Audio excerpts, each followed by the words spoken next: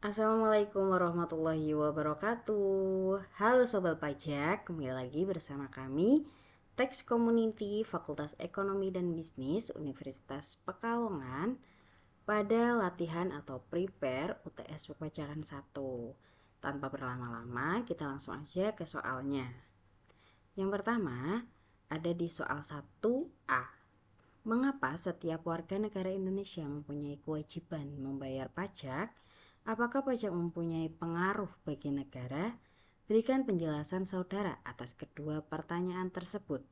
Pembahasannya, setiap seorang warga negara membayar pajak merupakan wujud partisipasi aktif dalam sistem gotong royong nasional untuk membiayai kebutuhan bersama. Hal ini merupakan kewajiban konstitusional yang diatur dalam pasal 23A Undang-Undang Dasar 1945, di mana pajak bersifat memaksa bagi mereka yang telah memenuhi syarat secara undang-undang. Dana yang terkumpul dari pajak menjadi napas utama bagi anggaran pendapatan dan belanja negara atau APBN karena mencakup sebagian besar pendapatan negara. Tanpa kontribusi pajak dari masyarakat, pemerintah tidak akan memiliki sumber daya yang cukup untuk menjalankan roda pemerintahan maupun menyediakan pelayanan publik yang memadai. Pajak memiliki pengaruh yang sangat vital bagi stabilitas dan kemajuan suatu negara melalui berbagai fungsinya. Secara ekonomi, pajak berfungsi sebagai alat redistribusi pendapatan untuk mengurangi kesenjangan sosial melalui program bantuan dan subsidi bagi masyarakat yang membutuhkan. Selain itu, pajak menjadi modal utama dalam pembangunan infrastruktur, penyediaan fasilitas kesehatan, dan peningkatan kualitas pendidikan nasional. Dengan pengelolaan pajak yang baik, negara dapat mengatur kebijakan ekonomi untuk menghadapi inflasi serta mengurangi ketergantungan pada utang luar negeri, sehingga kemandirian bangsa dapat terjaga demi kesejahteraan seluruh rakyat. Lalu untuk soal 1B, sebutkan dan jelaskan sanksi perpajakan yang dapat dikenakan oleh wajib pajak atas pelanggaran norma perpajakan. Bagaimana cara wajib pajak melakukan penyelesaian keberatan? Untuk pembahasan, sanksi perpajakan di Indonesia secara garis besar terbagi menjadi dua kategori, yakni sanksi administrasi dan sanksi pidana. Sanksi administrasi meliputi bunga yang dihitung berdasarkan tarif bunga acuan pasar. Apabila wajib pajak terlambat membayar, denda tetap untuk keterlambatan pelaporan surat pemberitahuan atau SPT, serta sanksi kenaikan bagi wajib pajak yang memberikan data tidak benar dan pemeriksaan. Di sisi lain, sanksi pidana merupakan langkah hukum terakhir yang ditetapkan terhadap pelanggaran berat, seperti kesenjangan memalsukan dokumen atau tidak menyetorkan pajak yang telah dipungut, yang dapat berujung pada denda material yang besar hingga pidana penjara. Apabila wajib pajak merasa hasil ketetapan pajak tersebut tidak sesuai, proses penyelesaian keberatan dapat dilakukan dengan mengajukan surat keberatan secara tertulis dalam bahasa Indonesia kepada Direktur Jenderal Pajak melalui Kantor Pelayanan Pajak atau KPP. Pengajuan ini harus dilakukan dalam jangka waktu maksimal 3 bulan sejak surat ketetapan dikirimkan, dengan syarat wajib pajak telah melunasi jumlah pajak yang disetujui dalam pembahasan akhir pemeriksaan. Setelah surat diterima, DJP memiliki waktu paling lama 12 bulan untuk menerbitkan keputusan.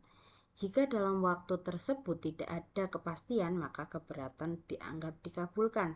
Namun, perlu diperhatikan bahwa jika keberatan ditolak, wajib pajak dapat dikenakan denda tambahan sebesar 30% dari jumlah pajak yang kurang bayar. Untuk soal 2A, pada tahun 2022, Tuan Surya menikah dengan Nyonya Rara dan mempunyai 3 anak kembar. Selain itu, Tuan Surya mempunyai 2 orang tua yang menjadi tanggungannya. Karena sudah tidak mempunyai penghasilan, Nyonya Rara juga bekerja dan mempunyai penghasilan sendiri. Hitunglah penghasilan tidak kena pajak dari Tuan Surya tersebut jika penghitungan pajak penghasilannya digabung dengan penghasilan istri. Pembahasannya, diketahui Tuan Surya sudah menikah serta mempunyai 3 anak dan 2 orang tua yang menjadi tanggungannya. Selain itu, penghasilan Tuan Surya dan Nyonya Rara digabung, maka dari itu PTKP Tuan Surya yaitu KI3. Maksimal jumlah tanggungan itu hanya maksimal jumlah tanggungan yang diperhitungkan hanya 3. WP pribadi sebesar 54 juta rupiah dan WP istri 54 juta rupiah, WP kawin 4 juta 500 dan WP dengan 3 tanggungan 13 juta 500. Jumlah PTKP Tuan Surya sebesar 126 juta rupiah. Lalu soal 2B itu ada Nyonya Yasmin menikah pada tahun 2020 dan mempunyai 1 anak dan 2 keponakan yang masih menjadi tanggungannya. Hitunglah penghasilan tidak kena pajak Nyonya Yasmin jika suaminya mempunyai penghasilan.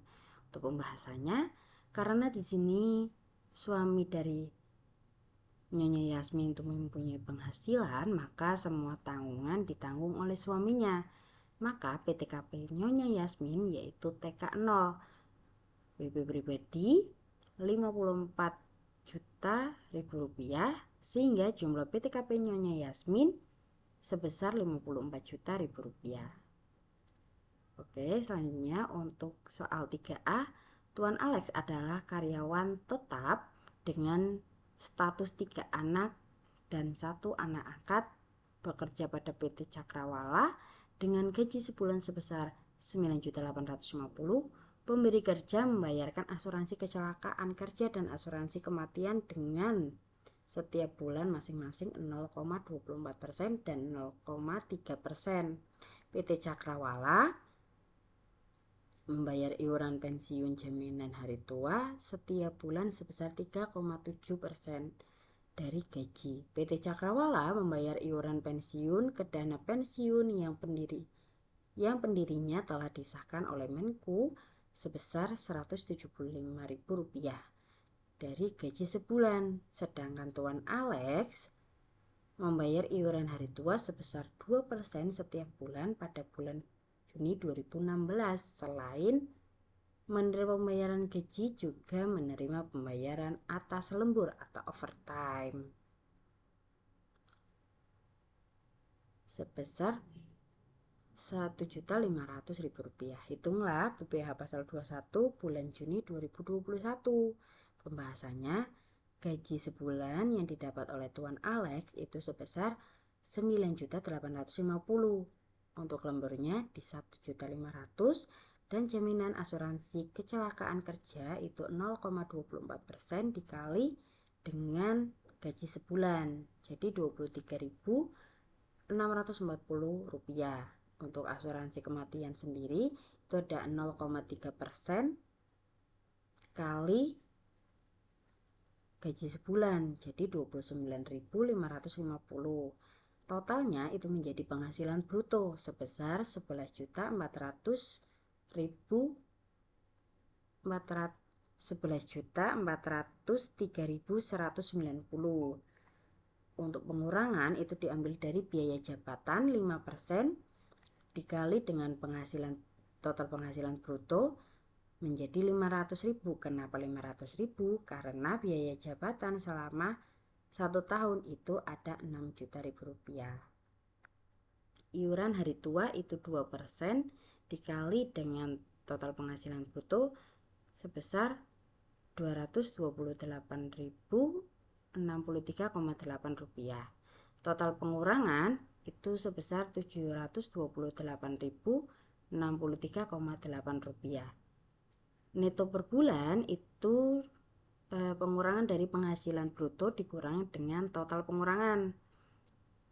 Jadinya 10.675.126,2 rupiah. Untuk neto per tahunnya, total neto per bulan dikali 12. Lalu menjadi 101.101.946,4 rupiah. Untuk PTKP Tuan Alex itu K3 WP pribadi 54 juta rupiah, WP kawin sebesar 4.500.000 dan WP tanggungan itu ada 3 tanggungan sebesar 13.500.000. Total PTKP 72 juta rupiah. Untuk PKP itu dari neto per tahun dikurangi dengan PTKP. Totalnya 56.101.946,4 dibulatkan menjadi 56.102.000 rupiah. Untuk PPh pasal 21 setahun itu ada 5% dikali dengan total PKP menjadi 2.805.100 rupiah, dan PPh pasal 21 per bulannya itu dari hasil PPh pasal 21 setahun dibagi dengan 12 bulan menjadi 233.758,3. Jadi PPh pasal 21 bulan Juni 2021 adalah 233.758,3. Selanjutnya ada soal terakhir 3B. Bilkis sudah menikah, bekerja pada PT Seninama sebagai pegawai tidak tetap tahun 2019 dengan gaji yang dibayar mingguan sebesar 100.850. Bilkis sudah menikah dan belum mempunyai anak. Bilkis membayar iuran pensiun sebesar Rp85.000 setiap bulan dan iuran hari tua sebesar 0,3% dari gaji. Hitunglah PPh pasal 21 yang harus dibayar oleh Bilkis jika suaminya mempunyai penghasilan. Pembahasannya, gaji per minggunya Bilkis itu ada di Rp1.850.000. Untuk per bulannya dikali 4 menjadi Rp7.400.000. Pengurangannya diambil dari iuran pensiun sebesar Rp85.000 dan iuran hari tua 0,3% dikali Rp7.400.000 sama dengan Rp22.200. Total pengurangan ada di Rp107.200 dan neto per bulan itu diambil dari gaji per bulan dikurangi total pengurangan menjadi Rp7.292.800. Neto per tahun itu dari hasil neto per bulan dikali dengan 12 bulan sama dengan Rp85.513.600. Jadi PTKP Bilkis itu adalah TK0 WP pribadi sebesar Rp54 juta dan jumlah PTKP itu Rp54 juta. Untuk jumlah PKP sendiri itu diambil dari neto per tahun dikurangi dengan PTKP. Totalnya jadi Rp33.513.600 dibulatkan menjadi Rp33.514.000. Untuk PPh pasal 21 setahun itu 5% dikali dengan jumlah PKP sama dengan Rp1.675.700. Dan untuk PPh pasal 21 per bulan itu diambil dari hasil PPh pasal 21 setahun dibagi 12 bulan menjadi 139.641,67. Begitu juga dengan PPh pasal 21 per minggu. Hasil dari PPh pasal 21 per bulan dibagi 4 minggu menjadi 34.910,4 rupiah. Jadi begitu teman-teman, sekian dari kami. Itu adalah penjelasan singkat. Semoga bermanfaat untuk kalian semua dan semoga mendapatkan nilai yang kalian inginkan. Akhir kata dari kami, wassalamualaikum warahmatullahi wabarakatuh.